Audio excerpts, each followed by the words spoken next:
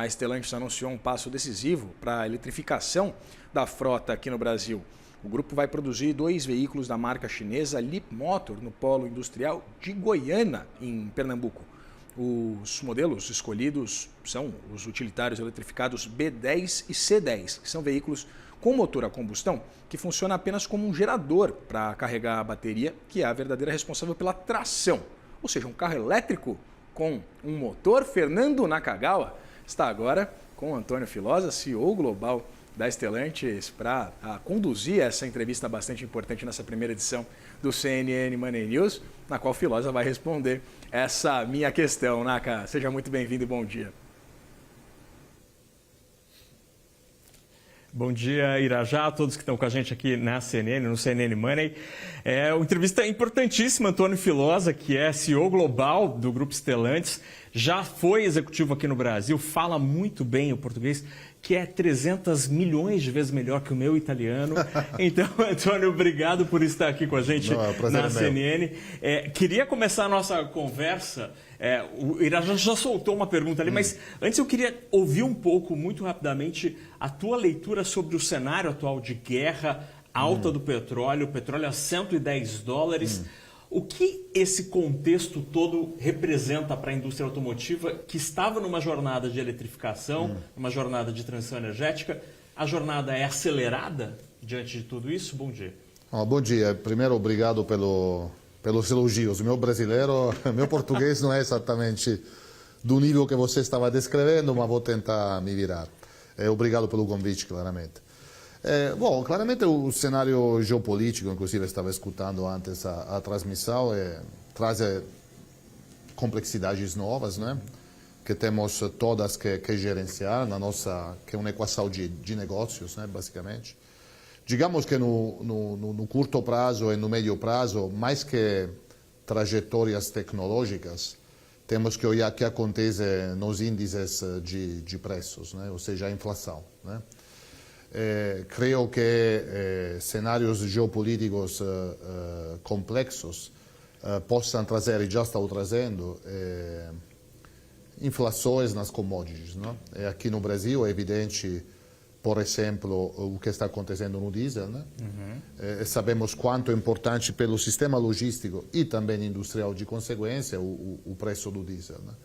Então, creio que a primeira variável nova que precisa incorporar na nossa equação de negócios é volatilidade das inflações, né? Da inflação como um todo, mas dos valores das commodities, né? Começando do combustível, começando para o Brasil do diesel, né?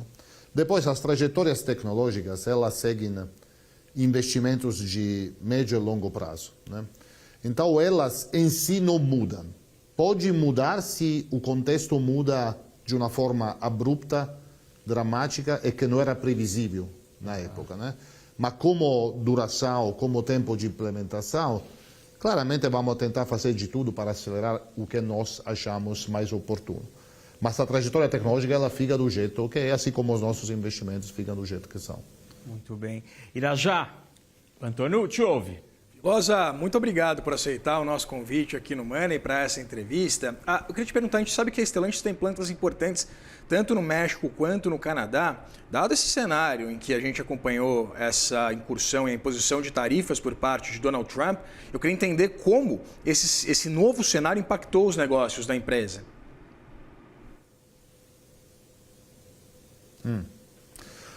Bom, veja bem, mais uma vez, a nossa indústria é uma indústria que sempre observa cenários de meio e longo prazo, né? Porque o investimento que fazemos hoje vira tecnologia, ou vira carro, ou vira serviço automotivo em 1, 2, 3 anos, né? Então, claramente as turbulências do dia a dia, elas são importantes, mas o que norteia nossos investimentos são visões estratégicas de meio e longo prazo sobre equilíbrios geopolíticos, sobre equilíbrios tecnológicos, etc, etc. Claramente, no Norte América, né, a administração americana decidiu tarifas, né, que faz parte do novo regime. Para nós, são mais uma equação a gerenciar na nossa equação mais uma variável gerencial na nossa equação de negócios. E nossa melhor resposta para isso é o nosso plano de investimentos nos Estados Unidos. Então, recentemente nós anunciamos um plano de investimento de 13 bilhões de dólares nos Estados Unidos durante os próximos 4 anos, que vai trazer 5 novos carros, que vai trazer 19 importantes renovações no nosso line-up de produtos, que vai trazer tecnologias novas, que vai trazer de volta as tecnologias que tinham sido temporaneamente abandonadas, como, por exemplo, os motores V8, né? Os EM, que são legendários lá. Então, esse é o nosso plano de investimentos, mais uma vez, um plano de investimento de meio e longo prazo que visa crescer como market share nos Estados Unidos, de volume nos Estados Unidos, porque nós acreditamos que seja um mercado de alto valor e de valores estratégicos para nós. Antônio, o senhor mencionou várias vezes que essa é uma indústria que pensa hoje, toma uma decisão hoje para algo no futuro, no médio prazo. Hoje, a indústria automotiva, e aí especialmente na América Latina, no Brasil, mas em todo o planeta, talvez com exceção dos Estados Unidos, vive um fenômeno novo, que é a chegada e a concorrência de veículos chineses. A exemplo do que aconteceu na década de 80 nos Estados Unidos com as montadoras japonesas. Como a Stellantis, sendo líder no Brasil há tanto tempo, vai proteger essa posição? Essa é uma excelente pergunta, Naco, obrigado. Tem a próxima pergunta? Não, não, acho que hoje, de verdade, a primeira coisa que quero fazer aqui estou aqui com o time para celebrar o time que temos aqui no Brasil e na América do Sul. É um time excelente, né, de enorme profissionalidade, que sempre construiu essa liderança não chegou por acaso, né? Está confirmando essa liderança com os números do quarter, né? Então, recentemente, Isola, que está não nessa cadeira, mas está atrás da câmera, foi nomeado como o CEO da região, né? Está fazendo um excelente trabalho e já pode celebrar, junto com o time, um trimestre, o primeiro trimestre desse ano, que como market share é melhor do último trimestre do ano passado. Num contexto de competição que está aumentando, né? Sobretudo pelos novos asiáticos, os chineses, a Stellantis, líder no quarter 4 do ano passado, ela melhora a sua liderança, quase meio ponto percentual, no quarter 1 desse ano. Então, isso acho que demonstra o que estava falando, né? Estratégias feitas bem alguns anos atrás e executadas ainda melhor, porque no final é tudo execution, por um time que é extremamente capaz agora com uma liderança excelente, que é a liderança do Zoll. Então, a primeira coisa que quero fazer é celebrar isso. E claramente queremos continuar assim, né? Agora, o que observamos, né? Observamos que o nível de competitividade que os novos players chineses trazem para a América do Sul, né? Chile, Argentina, todos os países andinos e Brasil, é um nível de competitividade efetivamente muito grande, né? Que é impulsionado por duas coisas. Primeiro, uma capacidade ociosa na China, que deve ir para algum lugar, né? Então, os Estados Unidos fechou, como você falou. Europa está discutindo, nesse momento é interessada para esse esporte muito forte chinês. Middle East e África e South America. Então, tem esse nível de ociosidade industrial que os chineses têm na China, de quase 20 milhões de unidades, que precisa de trazer carros para algum lugar. E o Brasil é seguramente nas rotas de exportações dos players chineses. E depois, com muito planejamento e muita boa execução, as OEM chinesas construíram um ecossistema de competitividade no país de origem, então na China, durante os últimos 20 anos, que claramente tem um grande valor, né? Agora, o que vemos no mundo? Os Estados Unidos foi capaz de levantar tarifas importantes, né? Acima de 100% para importações chinesas. Nós estamos observando alguns movimentos parecidos. E no Brasil, me parece que estamos a 25% e iremos em julho para 35%, ou algo assim. Na minha pessoal opinião, isso não equaliza esse gap de competitividade que as montadoras brasileiras têm com essas duas condições externas das montadoras chinesas, né? Então, acredito que para proteger a sustentabilidade da cadeia de valor automobilística que está aqui implementada, através de nós, mas através também de nossos competidores. O que é necessário agora é refletir sobre um sistema de equalização, né? Esse gap competitivo existe, ele é factual. Acho que existem excelentes técnicos nos governos brasileiros para medir e chegar com uma solução que premie quem instala aqui plantas produtivas, e não somente CKD, mas plantas produtivas, quem instala aqui cadeias de valores importantes, centenas, se não milhares de fornecedores, quem promove trabalho qualificado desde décadas e tem o objetivo de continuar a fazer isso no Brasil, né? O Zola me estava trazendo uma reflexão muito interessante antes na sala ao lado. 30 anos atrás, Betim, uma das primeiras cidades onde na época a Fiat se instalou, era uma cidade pequena, acho 30 mil, 40 mil habitantes. Agora é 1 milhão de habitantes, né? Depois de 30 anos de Fiat. Mas por quê? Porque a Fiat trouxe uma fábrica integrada e trouxe no raio de 100 quilômetros de Betim até 400 fornecedores diretos. E cada um desses fornecedores diretos, ele move uma cadeia de Tier 2, Tier 3. Então, isso é um patrimônio que foi construído em décadas e que acho que agora deve ser protegido com um sistema inteligente de equalização. Antônio, pelo modelo que algumas montadoras estrangeiras têm trazido ao Brasil, esse ecossistema geográfico que hoje existe em Betim, existe no ABC Paulista, por exemplo, não vai se replicar, por exemplo, na região de Camaçari, onde um dos competidores chegou? Eu não quero falar de específicos competidores, mas o que eu estou observando até agora é que os projetos industriais desses novos players, talvez seja um primeiro step somente, tem outras dinâmicas ainda a acontecer, são projetos menores que a gente poderia qualificar como CKD ou SKD, com a maioria dos fornecedores ainda não localizados. Imagino na Ásia. Então, o que as Stellantis fazem em Betim, fazem em Pernambuco, faz no ABC Paulista através dos seus fornecedores, assim como na Argentina, onde nós estamos localizando. Traz uma altíssima localização, significa fornecedores, promove PIB local, na cidade onde se instala, desenvolvimento tecnológico local, com fornecedores ou com próprias plantas, engenharia local, design local, isso que nós fazemos, o nosso modelo de negócio aqui no Brasil. Acho que isso é um patrimônio industrial, mas também de conhecimentos e know-how, que deve ser...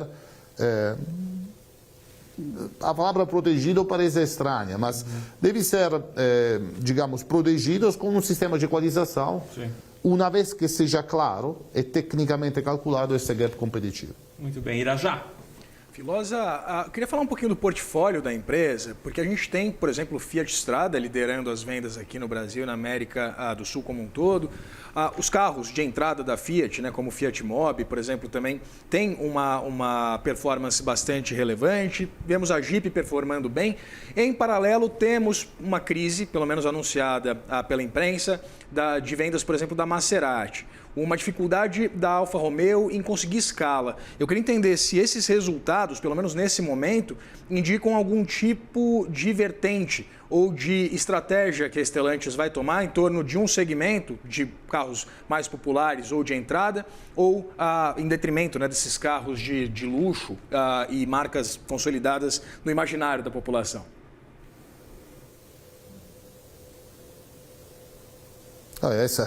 Essa é uma pergunta bem profunda. Victor, eu te convido no nosso Investor Day, o 21 de maio, né, onde iremos a compartilhar com os investidores e com a imprensa a nossa estratégia dos próximos 5 anos. Mas o que eu posso responder para a sua pergunta, que é uma pergunta absolutamente relevante, cada região tem uma estratégia, né? Nós, como Stellantis, decidimos que a nossa estratégia, que chamamos de go-to-market, ela é direcionada por cada time de região. Então, o Zola, por exemplo, toma as decisões para o Brasil, para a Argentina, para países da área andina, né? Assim como o que antes estava aqui no lugar do Zola, que é Emanuele Capellano, está tomando as mesmas decisões na Europa, para a França, Itália, Portugal, Espanha, Grécia, etc. Observando o que o cliente quer em cada região, nós chegamos com os produtos e com as marcas que achamos mais oportunas. Então, aqui, No Brasil temos décadas de relevância através das pickups, né? Então o time aqui que tem feito, promovido Fiat Strada, que é líder há 3 anos, acho até mais, 5 anos de mercado no Brasil, tem desenvolvido Fiat Toro, tem desenvolvido Fiat Titano, e agora está lançando a Ram Dakota, né? Além da Ram Rampage, que foi lançada há alguns anos atrás, inclusive foi o meu último lançamento aqui no Brasil. O que eu quero falar é que será nas equipes regionais nós avisar no corporate, digamos assim, daquelas que são as melhores estratégias tecnológicas de produtos ou de brand. Até agora, sinceramente, para a América Latina, eu tenho somente que me parabenizar com a equipe, porque o nível de assertividade é muito alto e a liderança confirma essa assertividade. E então, se a gente pensar no mercado na outra ponta, na faixa de entrada de veículos, o Brasil, durante algumas décadas, teve a expressão do carro popular. Sim. E que, de fato, proporcionalmente, me parece ser mais barato do que é atualmente.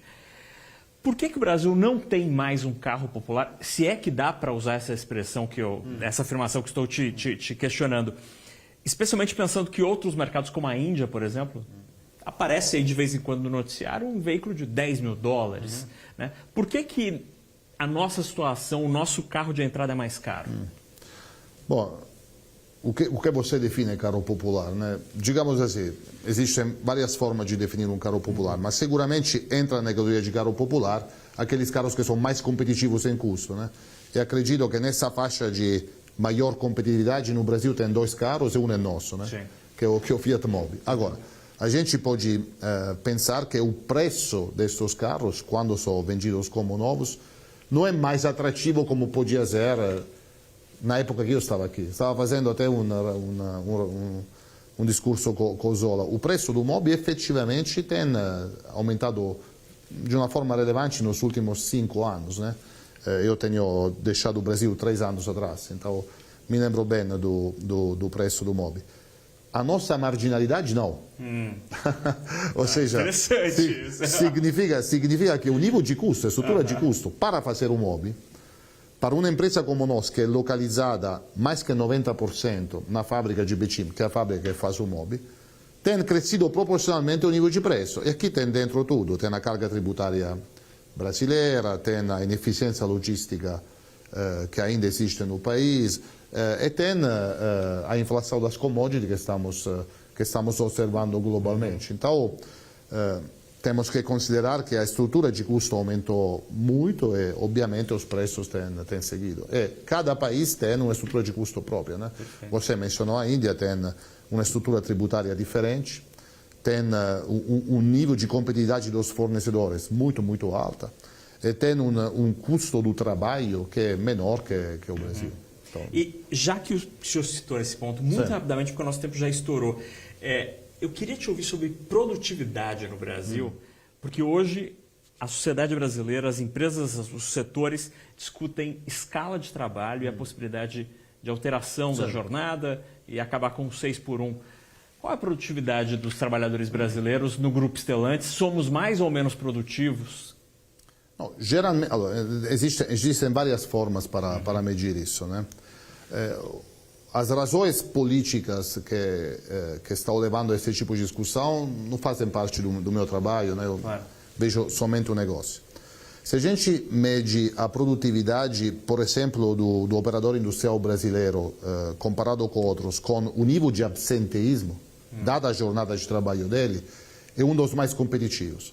Nós temos nível de absenteísmo no Brasil que são verdadeiramente a um nível mínimo que globalmente. Então, mais uma vez, o time está de parabéns, todo o time, porque esse é um elemento importante para a produtividade.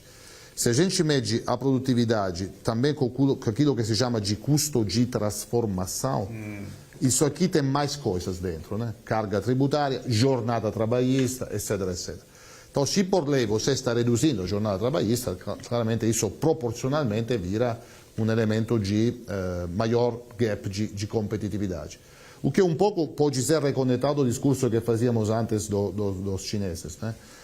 Se nós aqui no Brasil queremos reconfigurar a jornada de trabalho, reduzindo-a, por razões que não estou aqui a a julgar, temos que considerar que então o gap competitivo aumenta, então o mecanismo de equalização que precisa colocar de pé para preservar estes milhões de empregos que a indústria automobilística, quando localizada, traz para o país, deve ser mais importante, né? Deve ser proporcional. Interessantíssimo. A gente conversou com o Antônio Filosa, CEO global do Grupo Stellantis. Antônio, obrigado pela conversa, obrigado de verdade. Obrigado, Vitor. Muito bem, Vitor.